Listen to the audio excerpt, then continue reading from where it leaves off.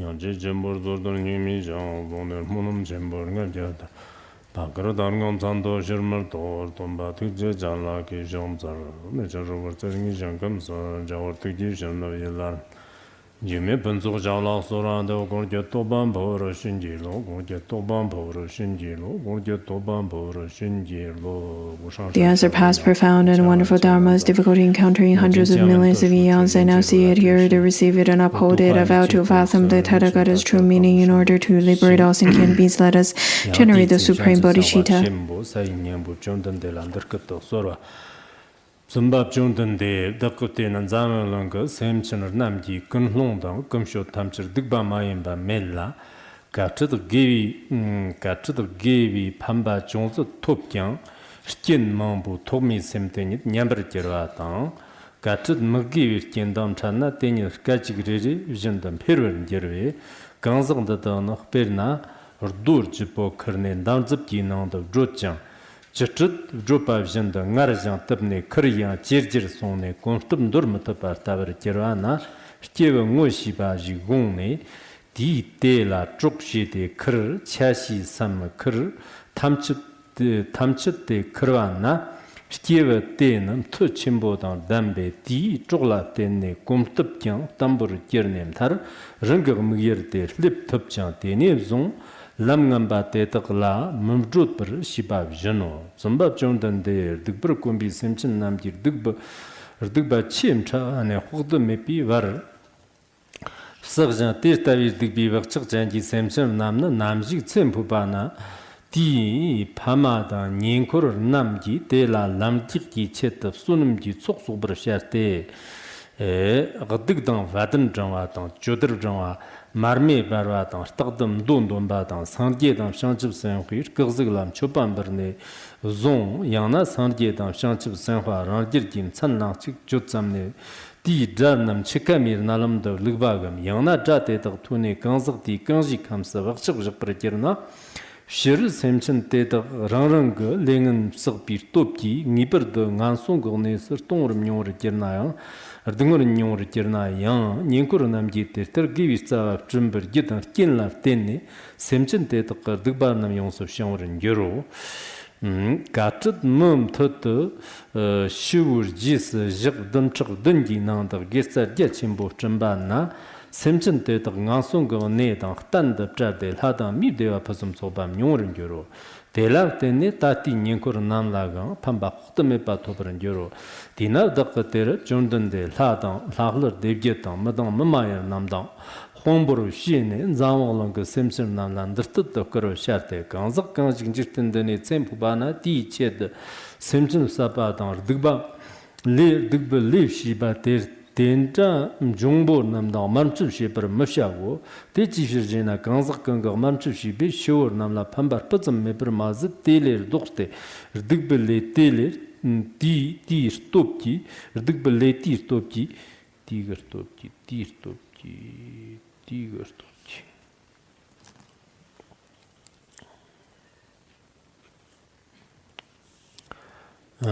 Digbele Tea Stopki, Nahman.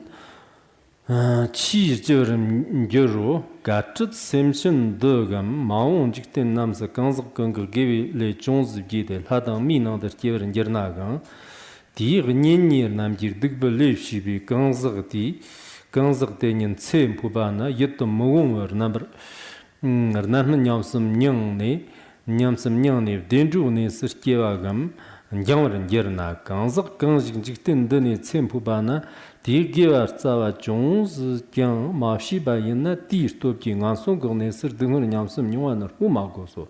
Dina Niniva Kanzika, Kanzak Ticheta, Taton, Dugbele, Sobana, Chester Zotip, Zupper Marizo, Wherna Mangazik Tarambo, Nugonde, Nin Samgi Ranla, Zuyam Mazu, Telejan, Jama Gir Jetsiti, Kirchimboyan, Kurgubatan, Flarianti, Kimsigi, Majiki, Dela Nurze Janam Jam Nane Kurdab Jigna, Dena Chi Shite Lamdo Drut Mutpar and Gerwar Tawo, Jundan de Dakotena, Zamong Semson Namjan Sanji Tambander, Tanak gives Sava Jones Giberte, Chanirmatan, Chanigma zamdang, chitig zamdang, shema chig zamdang, the charp, the trunk chig zam shena, deepan, times the rang to Bergerwa Yano, the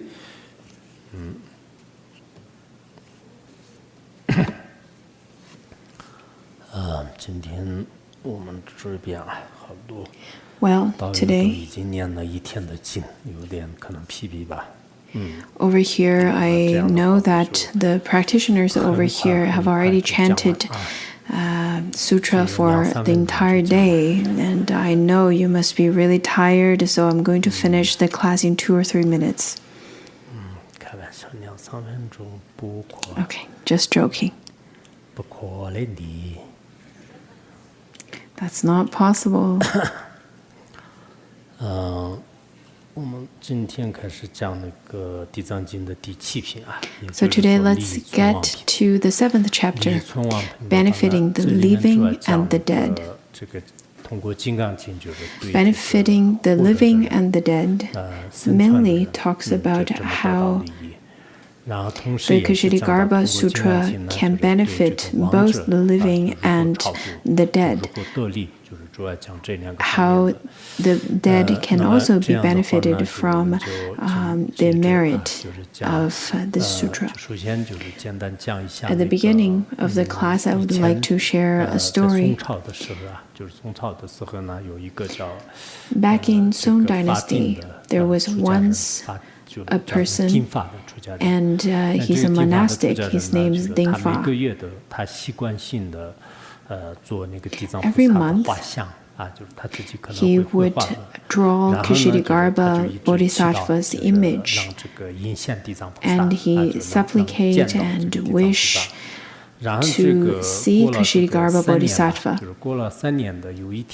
After about 3 years, one day there was a Shramana who arrived at his monastery, and the Shramana wanted to stay overnight. At that time, the monk Dingfa welcomed him. And then the Shramana at that time asked him a question, saying, well, since now your wish has been fulfilled, why is it that your aspiration ended so fast? Why is your aspiration so short?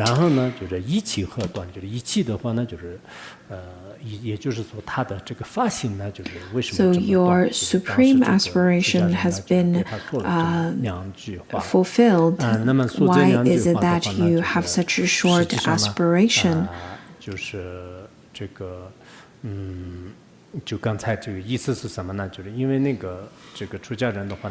What does that mean? In fact, the monastic really wanted to meet Ksitigarbha Bodhisattva, and then had been supplicating for 3 years every single day, and he painted the image of Ksitigarbha Bodhisattva every month. So his aspiration has been, his wish has been fulfilled, but his aspiration was rather very short. And then, while he was contemplating on what the other Shramana said, that person disappeared. At that time, he felt that it must be that he only wanted to see Ksitigarbha Bodhisattva, and such kind of aspiration is not ultimate. Therefore, he altered his aspiration. One night, while he was dreaming, he heard a voice, and the voice said, the monk you saw was actually Ksitigarbha Bodhisattva, and the Ksitigarbha Bodhisattva temporarily fulfilled your wish, but you should continuously to make your aspiration to bodhicitta. He fulfilled that aspiration because he painted lots of images of Ksitigarbha Bodhisattva, and that would guarantee him of not being reborn in lower realms for lifetimes. But if he were to generate bodhicitta, then he will become the retinue of Maitreya Bodhisattva, Maitreya Buddha, and eventually attain liberation at the time. But before that, before he attained liberation, Ksitigarbha Bodhisattva will never part from him. And after the monk Dingfa woke up, he felt really touched, and he gave up all of his provisions and made the Ksitigarbha Bodhisattva statue that's the size of a human, size of a person, and consecrated those statues with the Ksitigarbha Bodhisattva's image. And he kept on paying reverence to those images and statues of Ksitigarbha Bodhisattva, and eventually he saw lots of beautiful lights radiating from the images, and lots of miraculous things happened. If we were to supplicate Ksitigarbha Bodhisattva or practice any practices, adapt any practices, it is best to generate a supreme aspiration. Just as the monk Dingfa at first, he only wanted to see Ksitigarbha Bodhisattva, and such kind of aspiration is not ultimate. By practicing chanting or practicing virtuous deeds at the beginning, we may practice by a sense of manipulating, or a sense of trying very hard to fulfill our aspiration. But slowly, that kind of forced virtuous deeds will become more natural to us, and our aspiration can be transformed. Our aspiration can be transformed to be more of a pure transformation. So today we're starting on chapter 7. Well, over here, at that time, Ksitigarbha Bodhisattva said to the Buddha, "World honored one, observe the sins arising from every thought of sentient beings in Jambudvipa." Previously in the chapter, we also studied that for sentient beings in Jambudvipa, their every movement and thought are sources of negative karma and sins. So all the movements and thoughts, they are the sources of negative karmas and sins. Especially when we observe, we would probably develop a further understanding of that. Let's look around. The kind-heartedness, devotion, compassion, altruism, and kindness, as mundane beings, those are very, very difficult to arise. But lots of the negative thoughts would arise, such as greed, anger, and jealousy, aggression, and unkindness. All these kind of mind would constantly creep up. So as beings in Jambudvipa, all the movements and thoughts are of negative karma and sins. Even if there are the good or virtuous friends or a good spiritual teacher, they would influence the beings, but the thoughts that would convert to virtuous deeds would only happen just like flashes of lightning. It would happen really quickly and disappear really quickly because of the previous karma and obscuration. And whenever they encounter anything negative, a negative connection, negative friends, or negative environments, or negative books, and negative causes and conditions, then the negative karma would also increase. According to the 400 verses of Madhyamika, it says that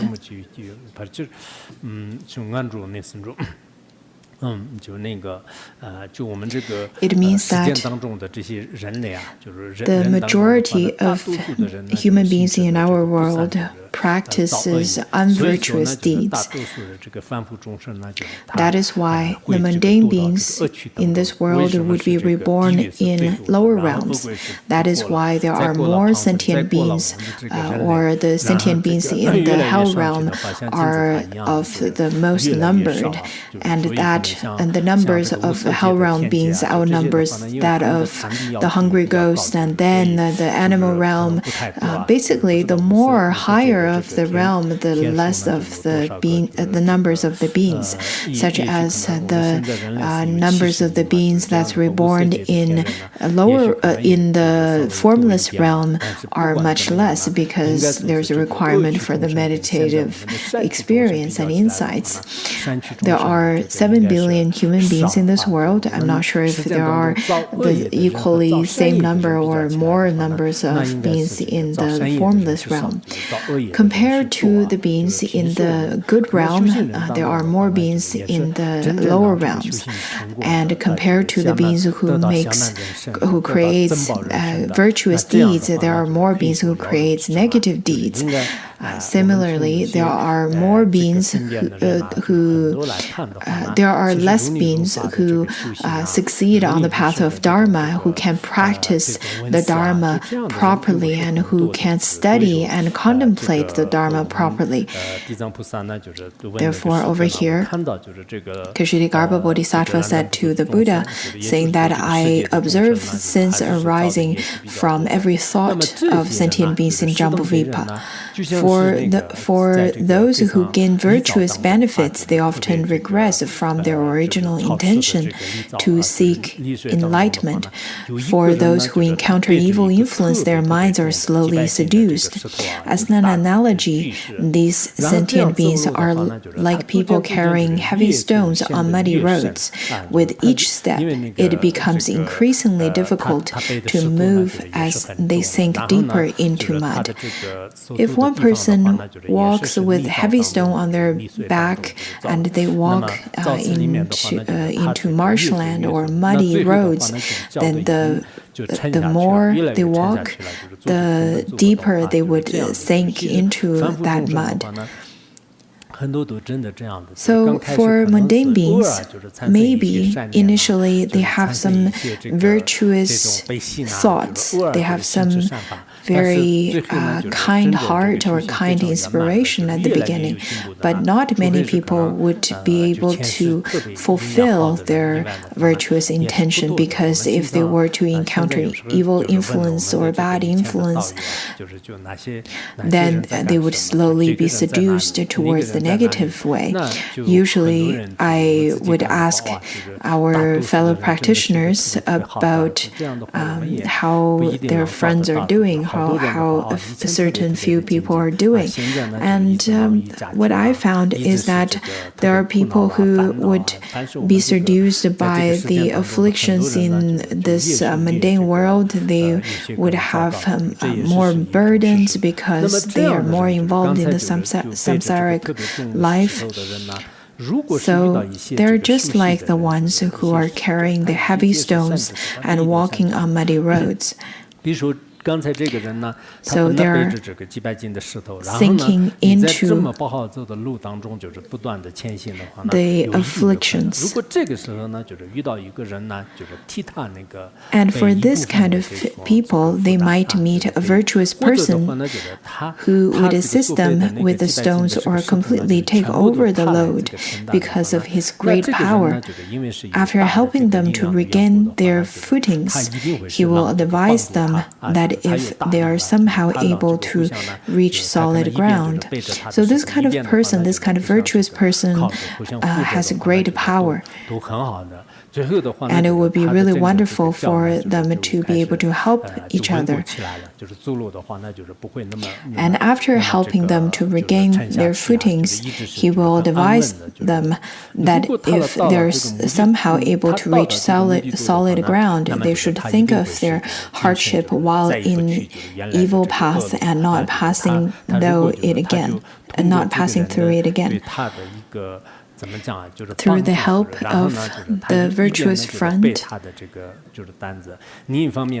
On one hand, he would carry his burden. On the other hand, he would be able to reach his destination. And then also, by listening to the advice of the virtuous friend, then he would not follow the wrong path of the muddy path again. For the similar reason, a mundane being in the mudland or the marshland of samsara, carrying the heavy duty of karma and afflictions and such burdens.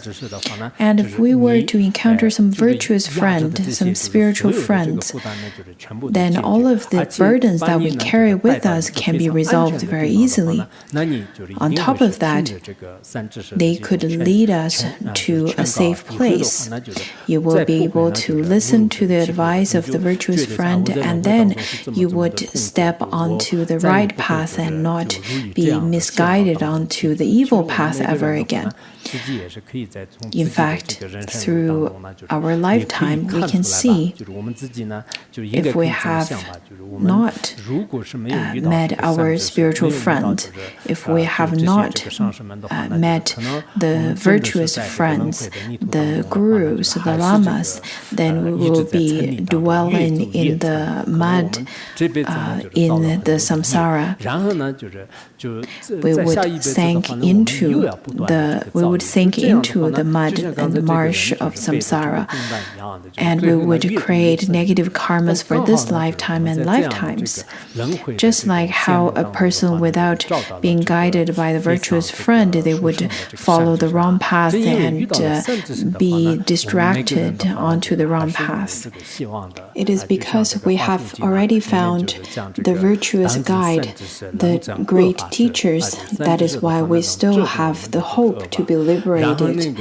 According to the Kushala Sutra, it says that if we were to be able to find a virtuous guide, then it could eradicate our wrongdoings. By following the teaching and path of Buddha Dharma, it could lead us to be reborn in the virtuous realms as human beings or celestial beings. Therefore, it is wonderful that we have already met a good spiritual guide, a virtuous friend. And then Ksitigarbha Bodhisattva continues to say to World-Honored One, he said that those beings who do evil often start with small acts. So he said that World-Honored One, in Jambudvipa, the beings who would practice evil, the beings who have lots of habitual patterns of the evil, at first they would start off with very small acts of evil. Slowly, their acts become more evil, and eventually their evil grows to immense proportions. Hence, these evil beings are about to die. Their families should do virtuous deeds on their behalf as provisions for them in the afterlife. Let's think about the beings who would practice evil. Let it be killing, stealing, or lying, or creating schism. Slowly, these sentient beings would gather these kinds of evil actions, and it would accumulate. And the evil actions that they do and accumulate would eventually become inconceivable. And the habitual patterns of these kind of beings would accumulate as well. Without proper confession, it would indeed be quite horrifying at the time of death.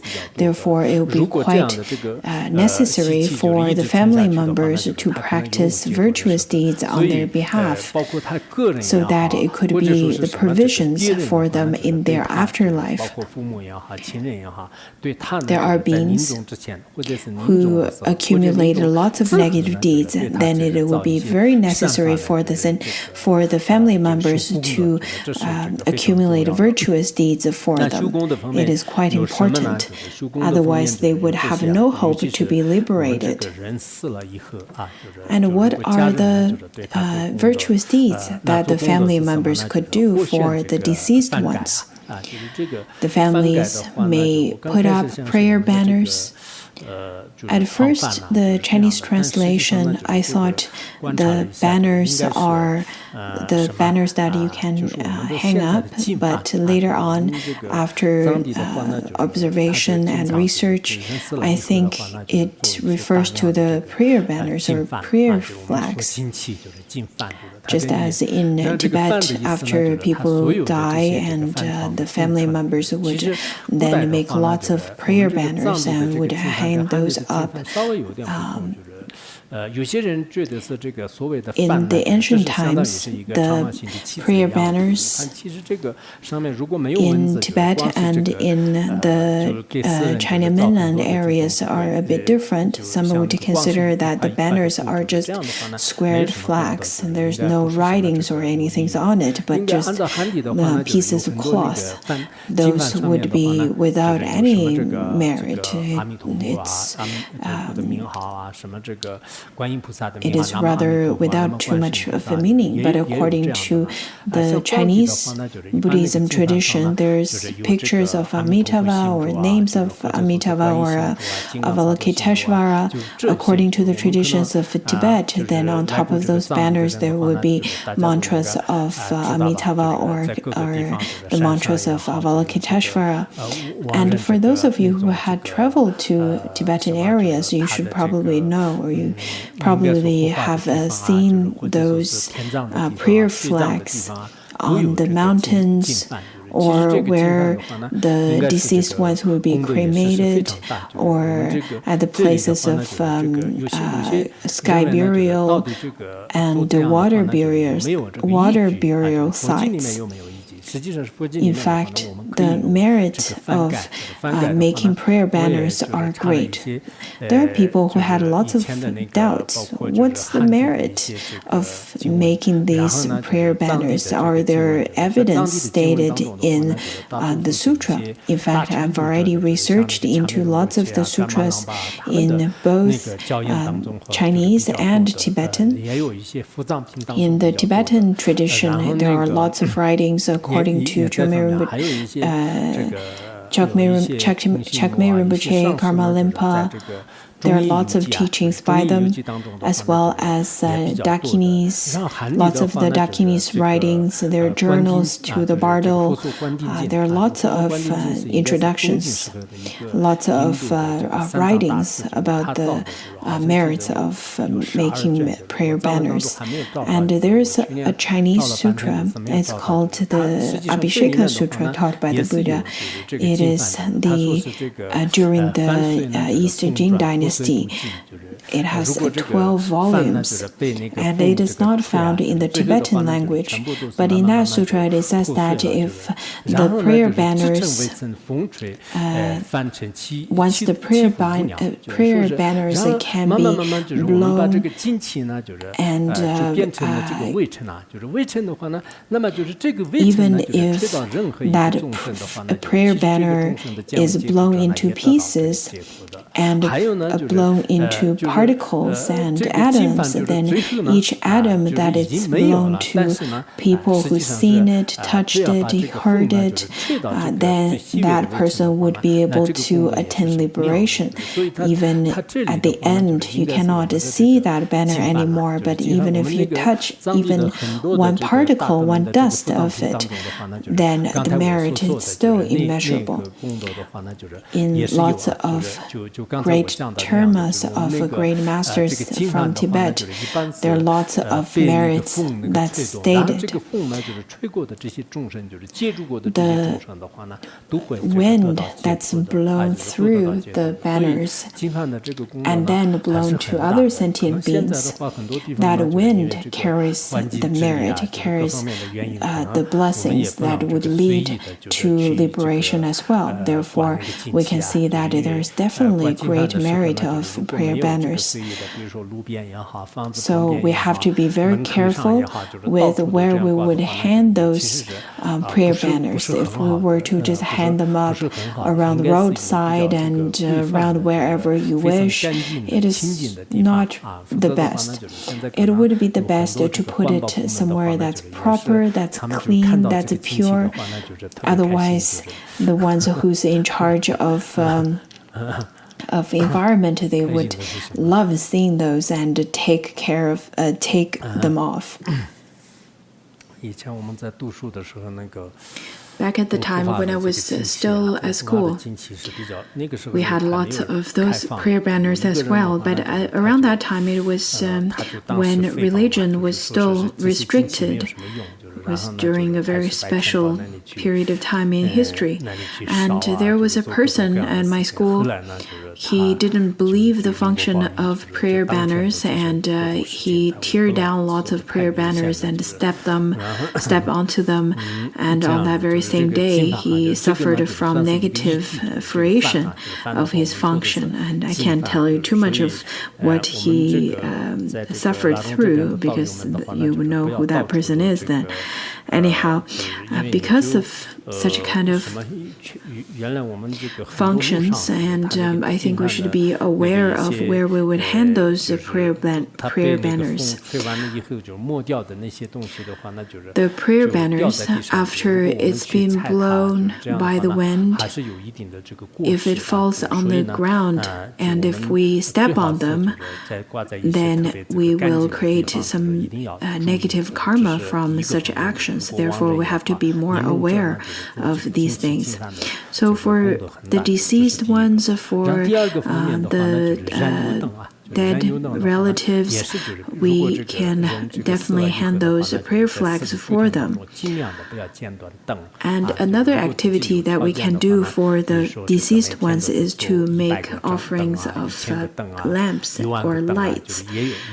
For those people who are capable, you can make offering of 100,000 or tens of thousands of lamps. It would be the best not to interrupt the lamp offering for 49 days. In Tibet, there's a really wonderful tradition where the relatives and family members and friends would gather all together to practice virtuous deeds for the deceased ones. For example, a group of them would print the prayer banners, and another group would make butter lamp offering, and then another group would chant sutras, and some would practice other virtuous deeds for them. Rather than nowadays, people would, instead of practicing virtuous deeds, they would practice evil deeds for the deceased ones. They would kill, and sometimes maybe they would give red pockets, and then that's it. By practicing virtuous deeds, it is quite necessary for the deceased ones. Especially, it would be really important to keep the lamp illuminated in front of the deceased body. And even if the corpse is cremated, or if the corpse is buried, you should still keep the lamps illuminated for 49 days. Another aspect is to chant sutras. You can chant Ksitigarbha Sutra, the Diamond Sutra, the Great Liberation Sutra, the chanting the name of Manjushri Sutra, or Liberation upon hearing, and so on. Within 49 days, you should chant all of those. If a person doesn't really have any relatives, a lonely senior who passed away, then usually in Tibet, what people would do is the people who were familiar with him and the villagers around, they would fundraise some money to chant mantra or sutras for them for 7 days and 14 days or sometimes 21 days. For family members who have such capability of making offering to the deceased ones or practice virtuous deeds, then they would chant for 49 days. In fact, people would consider them not being paying their filial duty if they do not make offering for the deceased ones for 49 days of mantra chanting. But I think in the Han Chinese tradition, there is no such culture. In Tibet, for a period of time, we didn't continue that culture either. Back in the 50s and 60s, there was a great famine, and at that time, people would starve to death and their corpse would be lying around without really having the circumstances to practice chanting sutras for them for 49 days. Those were under the very special background of history. But later on, when there was good opportunities to chant and to practice on their behalf, we continued that tradition. Even some family members would chant for the deceased ones and make offerings for the deceased ones. Without such kind of action, people often feel quite regretful. Therefore, people would find the corpse again to either or cremated the cremated yarn and then rebury them and chant sutras for them. So within the circle of our good friends and family members, at least we should chant some for them.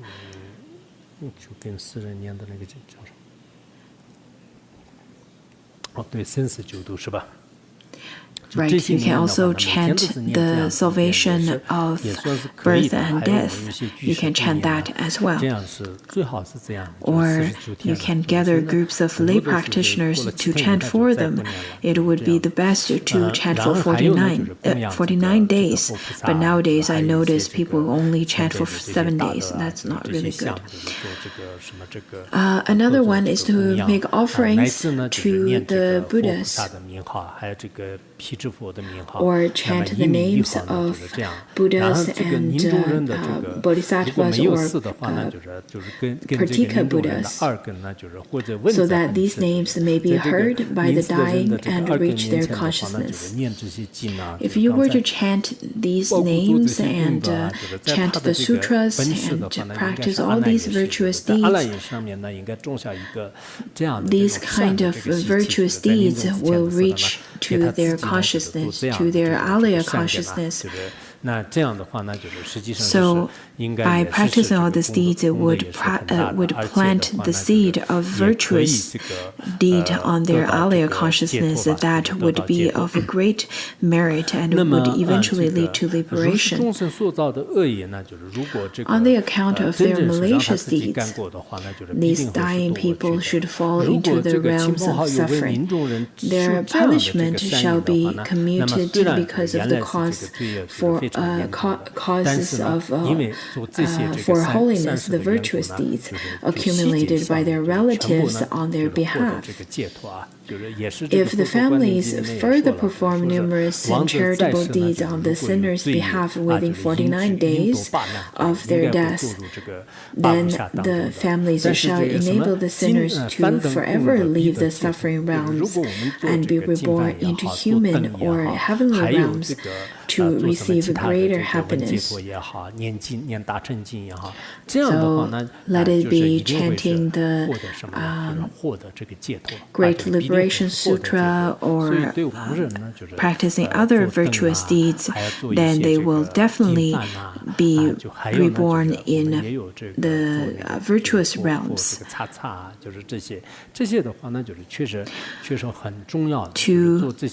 To offer lamps, lights and prayer banners, or make little tsatsa statues or molds of Buddha statues. Those are all of great importance.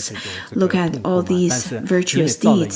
They may seem very simple, but they are of great merit. As we stated yesterday, because of the woman who was supposed to suffer from the death by the difficulty of labor, because of her husband made a Ksitigarbha Bodhisattva's statue for her, then she doesn't have to suffer from this kind of pain anymore. The mother of Fan Chongyan, who was a great literature and politics in Chinese history, after his mother died for 21 days, he dreamt of his mother, saying that she's suffering gravely in the hell realm, and if he were not to, she was suffering gravely in the bardo, and if he does not practice virtuous deeds and rededicate merit to her, then she will be reborn in hell realm. So she asked him to practice the Sutra of Merit and the Diamond Sutra. After Fan woke up, he then went to the monastery and requested the monks to chant the Diamond Sutra for 7 days. On the 6th day, he dreamt of his mother, saying that, wow, the merit that you rededicated to me was really wonderful. Now I don't have to be reborn in the lower realms again. I can be reborn in the celestial realm. Please keep asking the monastics to chant sutras for me, because the Avalokiteshvara Bodhisattva was very touched for such merit.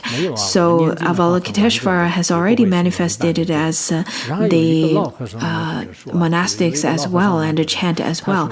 So you can go into the monastics and check out. The whole sutra was not chanted. He only chanted about half of them. So he went to the monastery and said that, did you just finish chanting half of the sutra? And the old monk said that I didn't finish chanting all of them, because there was someone visiting, therefore I only finished chanting half of them.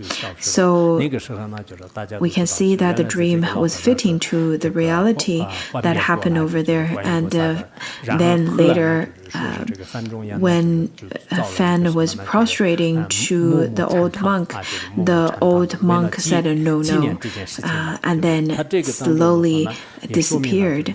At that time, people found out that the old monk was a manifestation of Avalokiteshvara. So later on, Fan then made a shrine hall and named it as the Zen Shrine Hall. So the merit of chanting the Diamond Sutra led to the liberation of his mother. A great literature like him, like Fan, he then believed in the merit of chanting sutras because of his personal experience. Lots of people in this world, they don't have faith, but in real life they would encounter lots of miraculous things, and then they would believe.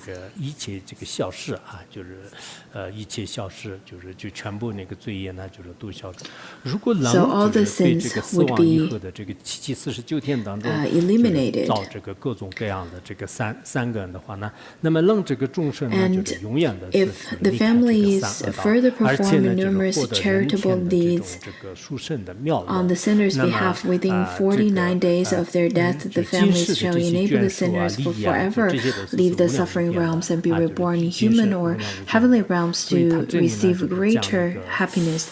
The surviving relatives shall also gain immeasurable benefits. So after people die, after the death of people, one should practice all varieties of virtuous deeds for 49 days. In that way, the beings can be alleviated from the sufferings of 3 lower realms and gain the happiness of human realm and heavenly realms. According to Jewel Forest of Dharma Garden, it talks about there was one person in Song Dynasty who did not take a rebirth after 30 years. So the monks chanted for him for a long period of time, and eventually he was able to attain liberation. Pontsog Rinpoche once said that according to some journal of the Dakinis' journey to the Bardo or to the other realms, it has the record of people who takes 3 or few years have not taken rebirth. I think there was one story I told before, and it says that a person did not take a rebirth after 2 years. 49 days is really common. Just like if you were to apply for a visa of a certain country, you will receive a reply in 7 days, and some would take a longer period of time, even after a year. So according to the sutra, some people with special karma, then they may not attain, or they may not take rebirth after 49 days. According to the Tibetan tradition, the yamas, they are like the judges. And in the Chinese tradition, there's a similar tradition. There's a similar saying that the sentient beings will go through punishment, such as that is similar to the prison in human realm. It is not, I think it is not really relative. It is quite of the absolute truth, because when we dream, we would also see all variety kinds of forms. In our dreams, we don't have a body, but we feel like there is a body. This is a habitual pattern that we have. For example, the yama could be in an Indian to an Indian, because an Indian would have that habitual pattern by living as an Indian. Therefore, the yama would appear in an Indian form, would have a beard or different forms, and so on. The Chinese, mainland Chinese, and Tibetans, and people of different ethnics, they would perceive yama according to their habitual patterns as well, because it is the habitual pattern that is ingrained in our alaya consciousness. So I think there is definitely a profound meaning inside of it. Therefore, I really encourage everyone to contemplate upon it. There's a lot of deep teachings of the sutras.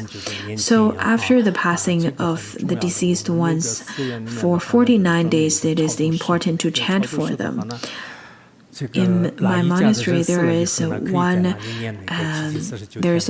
chamber that is dedicated to chant sutras to liberate the deceased ones. There are 10 chambers in total.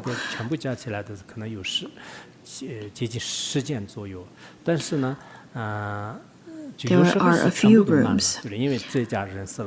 Sometimes we see that the rooms would get all filled up because this person, maybe the whole family, would attend the chanting, and they would chant for 49 days. And for 365 days in a year, they're usually all filled up.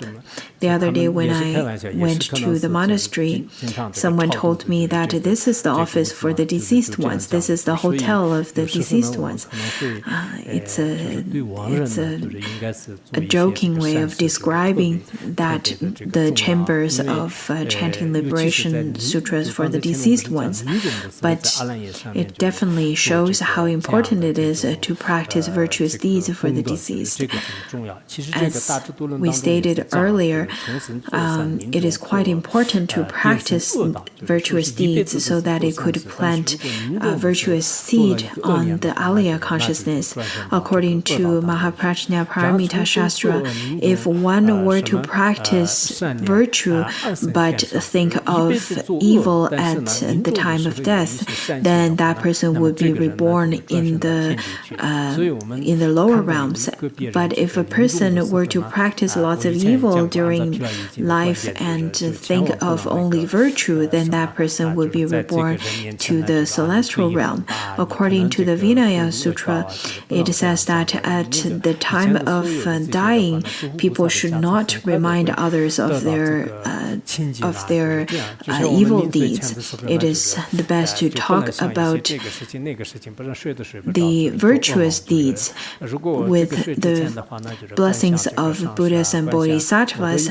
Then their evil deeds will be purified. Usually before I go to sleep, I also try my best to supplicate to the Guru, and I try to think of the teacher and practice Guru Yoga. In that way, my mind would be tuned into the virtuous state, and then my dream would also be virtuous. Similarly, when we enter death, when we are about to die, we need to also adjust our mind to a virtuous state. That is why the great masters stated that when other people die, it is the best not to cry out loud. There's a teaching on Pure Land. It says that before the deceased one, it is the best not to let the relatives and friends to cry out loud or scream, because that would impact negatively on the deceased ones. So now we've learned all these practical things. It is the best that you can practice upon this. You can remember this. Do not constantly ask, what do I do? What do I do? You've already learned this. Well, there's nothing to ask. Do not call me and ask me the questions that I've taught for innumerable times. Sometimes I feel that I've taught for many years. I've given so much teachings, and the practitioners have studied for so long, and they still don't know what to do, and that would be very sad. So this is very much relevant to our life. This teaching is very much relevant to what we should do when we have family members or relatives dies. Then we should chant sutras, we should hand the prayer banners, liberate life, and make offerings of the lamps. Those are all important. So today in front of the Buddha, 8 classes of supernatural beings, humans, ghosts, and others gather here. So we're there as the victims, as the witness.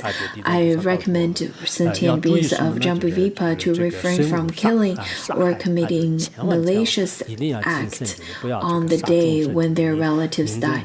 So make sure that you do not kill other sentient beings or commit any kinds of malicious acts when the relatives dies.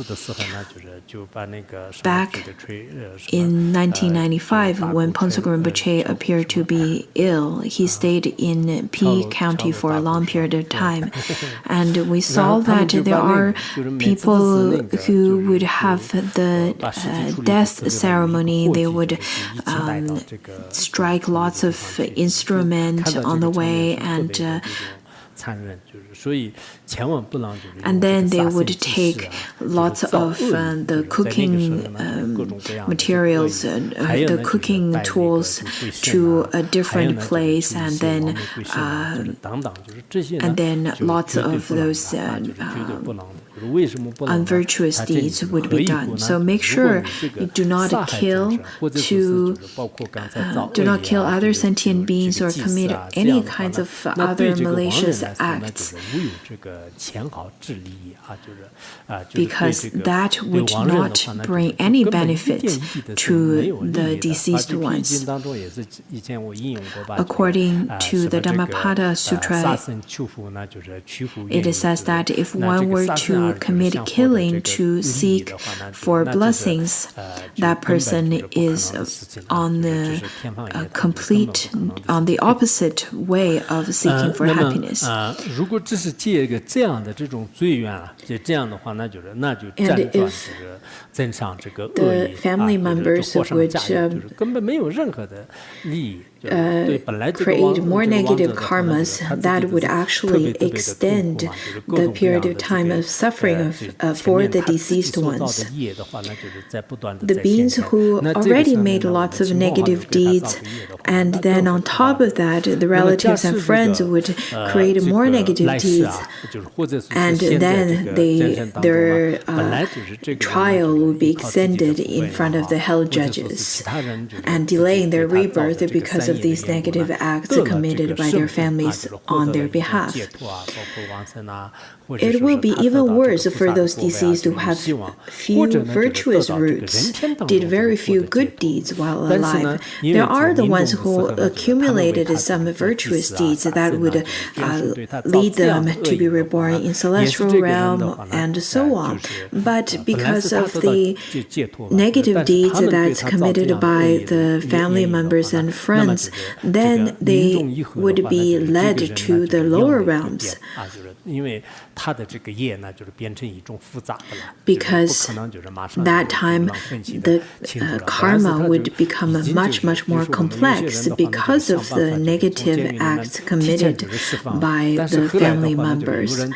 Just like there are the ones who's locked up in prison and their family members then did something else on their behalf, and then their sentence would be more complex. So just like that, if there are people who originally was supposed to be reborn in the higher realms, but because of the negative karma conducted on their behalf, then it would be difficult for them to be reborn in the virtuous realms because the karma got more complex. So, for the ones who have some virtuous deeds would have this kind of karmic retributions. If the family members and friends would commit non-virtuous deeds on behalf of them, then don't mention about the ones who have never created much of the virtuous deeds with their original negative karmas, and on top of that there's more heavy debt of negative karma, then definitely would let them to be reborn in the lower realms. There's this culture of creating ritual, the death ritual, where there's lots of killing of others and lots of making offering of the livestock, and this is indeed really bad for the deceased ones. And then there's an analogy saying that this is analogous to people who had carried stones weighing hundreds of pounds on a long journey and were unable to eat for 3 days. Suddenly, some passerbys add some small objects onto their load, which burdens them even more. Some of the family members and friends' actions did not help the deceased ones.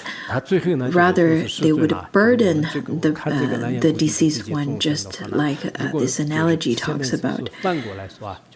And over here, it talks over here, world honored one, I observe that if the sentient beings in Jambudvipa perform any virtuous deed in accordance to the Buddha Dharma, anything with the Dharma, the Sangha, or the Buddha, even if it is as small as a strand of hair, as small as a droplet of water, as small as a grain of sand or a speck of dust, they shall fully attain the resulting benefits.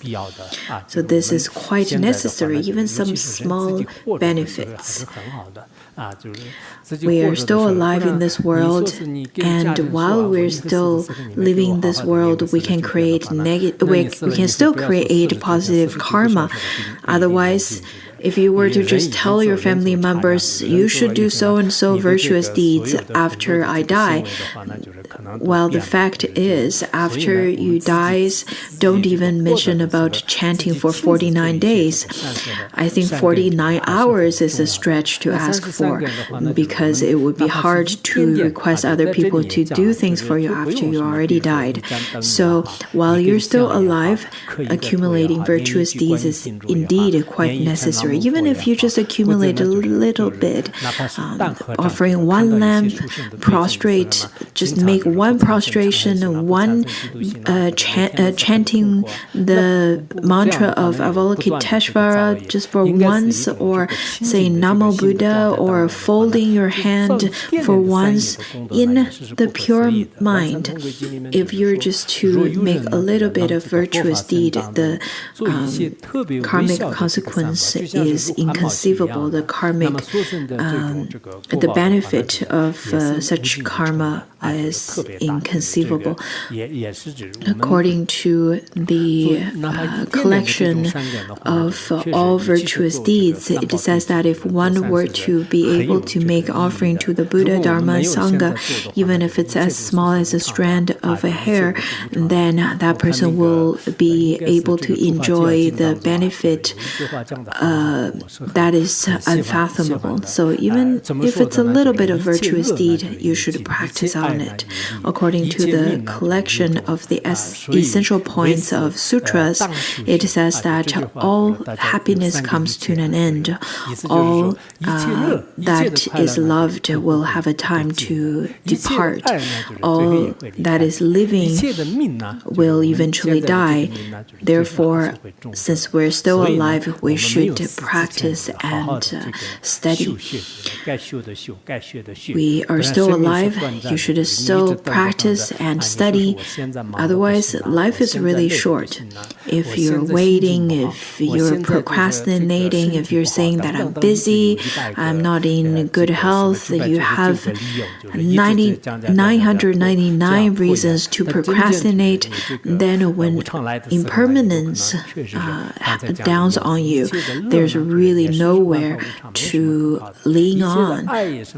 Everything is untrustworthy. Everything and nothing would provide you such security. The loved ones are not trustworthy, and life is not trustworthy, and happiness is not trustworthy. So everything's constantly changing. We can see that there's a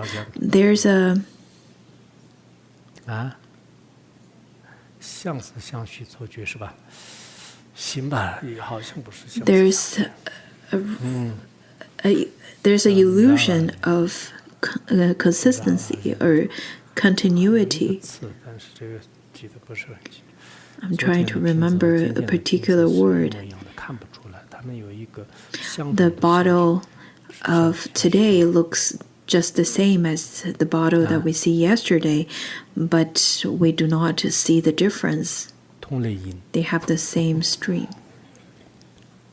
好吧，不管怎么样，我们现在这个对万事万物还是要应该认识。 Anyhow, we should definitely have developed an understanding of all phenomena. A few days ago, I went to a few Dharma centers and I spoke to lots of the monastics. I told them, as monastics, as practitioners, we should develop certain confidence in our practice. Let it be impermanence or nonjo, or emptiness or guru yoga. Of course, it would be wonderful if you can practice everything really well, but if you don't develop all the if you cannot be good at all the practices, at least you should develop one specialty for yourself. It would be wonderful if you have lots of faith. I have great faith in the three jewels, to my teacher. That's really wonderful. In the Mantrayana, it requires people to view the teacher as the Buddha, as a Buddha. So you can have all kinds of devotion if you can develop the devotion according to the Pratimoksha, or according to the Mahayana, or to the personal liberation, the Hinayana tradition. That's all great as well. So since you consider that you have faith towards your teacher, well, sometimes it's not really true. Do you have the kind of faith that comes from your marrow? Because according to Tantrayana, it says that you have to see the teacher is a Buddha, not as a Buddha, but is a Buddha. That's the requirement of that level of faith. When we have the faith that develops all the way from our marrow, and then whenever we encounter anything, we can use our faith would work on whatever circumstances that we're in. Just as the fear that we had, that kind of feeling of insecurity we had during the pandemic, if you had lots of fear, that means you didn't practice well. So we definitely need to have a few practices in your hands that you're very confident in. Then in that way, you will feel really confident, and you won't feel lots of suffering. You will be able to abide in calmness and peace. Chanting the names of the Buddha, in fact, do provide lots of power as well. But if your mind is not sincere, if you chant with lots of distraction, then you have only a drop of water worth of merit. But this kind of merit won't be in vain. So we should really try to practice so that our practice would be very practical, that we can apply in our life, and that could also eradicate the root of samsara.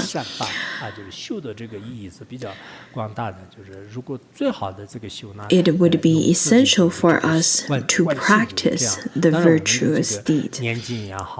Practice is the essence, and practice is the most important. And when we talk about practice, we are talking about looking at your own mind to eradicate the root of the afflictions. That is the deep aspect of practice. So today we will stop here. Sonam dai tancha zubanya tonani be jana panshi jirgana jirang chubai chubum sonen roa